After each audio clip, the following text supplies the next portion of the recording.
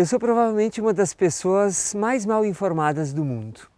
As pessoas dizem que eu sou alienado, mas eu acho que eu sou um alienado feliz.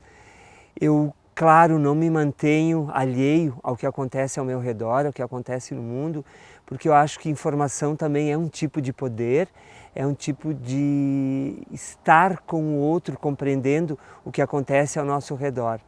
Mas eu não faço parte do grupo de pessoas, sinceramente, que precisa estar o tempo todo sabendo o que acontece.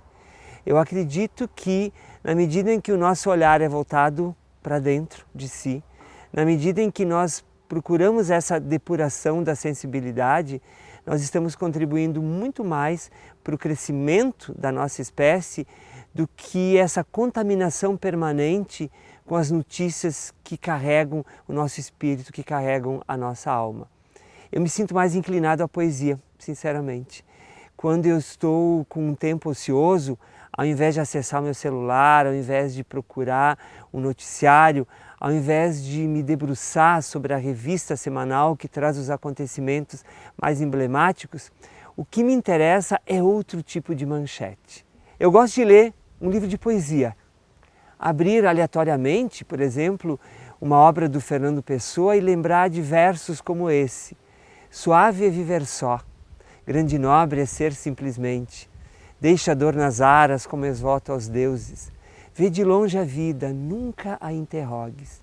A resposta está além dos deuses. Mas serenamente imita o Olimpo no teu coração. Os deuses são deuses porque não se pensam.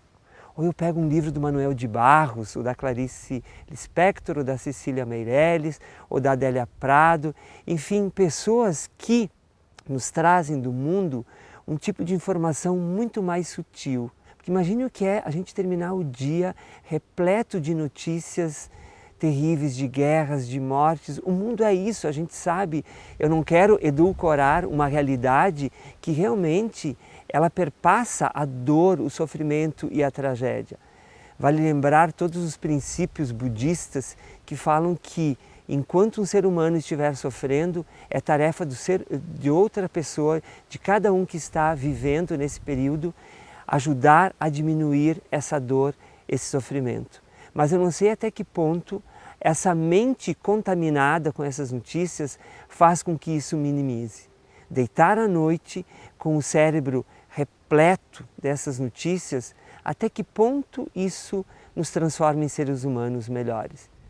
Então eu procuro respirar fundo, procuro dividir o meu tempo de uma forma muito mais aquietada para que a gente consiga formar uma espécie de escudo protetor contra a dor que está ao nosso lado.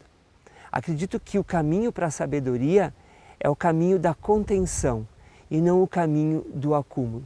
Com o passar do tempo, como disse a grande poeta portuguesa Flor Bela Espanca, a gente precisa cortar, reduzir, simplificar.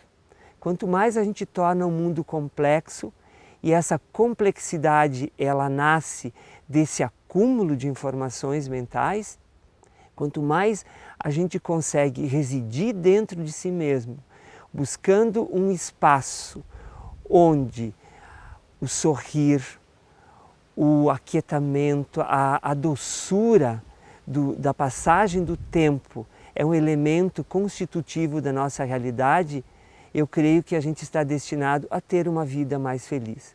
Esse sentido de felicidade, que é quase que uma espécie de ditadura do nosso tempo, e aqui a gente tem que ter esse cuidado, ele não pode se transformar numa obrigação, mas sim num campo onde o que há de melhor em nós se manifesta. Então, não só aqui na chácara, mas em todos os momentos, quando eu estou convivendo com outras pessoas, eu procuro deixar nelas essa visão um pouquinho mais otimista, essa visão que é sacralizada pelo mistério e pelo fascínio da existência. Porque se nós perdermos isso, certamente uma das partes mais essenciais da existência terá sido deixada de lado. E ela terá sido substituída por uma espécie de escuridão, que não é o que nos define.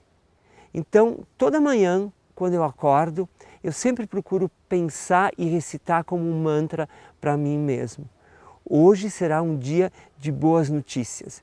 Venham de onde vierem. E se elas não vierem, eu vou ter que ser o portador. Através de um abraço, através de uma frase, através de uma atenção um pouquinho mais apurada para a angústia do outro. Esses pequenos exercícios espirituais ajudam a fazer com que a nossa vida adquira uma plenitude. E eles farão certamente com que a gente não sonhe só com a transcendência.